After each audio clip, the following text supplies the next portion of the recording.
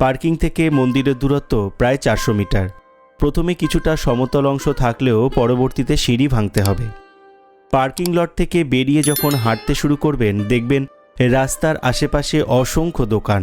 খাবারের দোকান থেকে শুরু করে হস্তশিল্পের দোকান, মণিহারি দোকান ছাড়াও কোনো পর্যটক স্থানে যে যে দোকানের প্রয়োজন, এমনকি মন্দিরের রাস্তার পাশে আমিষ খাবারেরও দোকান পাবেন।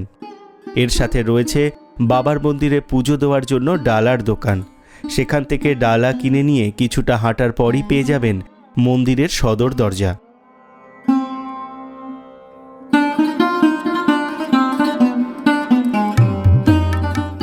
এই দরজা পেরোনোর পর কোনো দোকান আপনি পাবেন না, কারণ এরপর ক্রমাগত প্রায় 300 সিঁড়ি ভাঙতে হবে ওপরে ওঠার জন্য। এখানে একটা বেশ খটকা লাগার বিষয় আপনাদের মনে তৈরি হতে পারে, কারণ জুতো রাখা বাবদ 5 টাকা সদর দরজায় নিয়ে নিলেও আপনাকে জুতো পরেই ওপরে উঠতে হবে, অথচ যেখানে জুতো রাখবেন সেখানে কোনো নিরাপত্তার বালাই কিন্তু নেই। ওড়িশা সরকার মন্দিরের নামা ও ওঠার জন্য আলাদা রাস্তা ও সিঁড়ি তৈরি করে দিয়েছে, যে কারণে ওপরে ওঠার কষ্ট একটু হলেও লাঘব হয়। সবুজ গাছপালা আর অজানা ঝর্ণার জলের আওয়াজকে সঙ্গী করে ওপরে ওঠার সময় দেখতে পাবেন মূল জলধারাটি।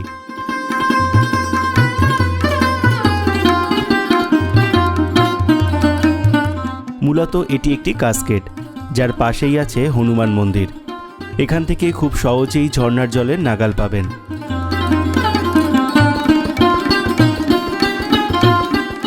আরও বেশ খানিকটা ওপরে উঠে অনির্দিষ্ট জায়গায় জুতো রেখে এগিয়ে গেলে দেখতে পাবেন মূল মন্দিরে বাবাকে পুজো দেওয়ার জন্য ভক্তদের লাইন।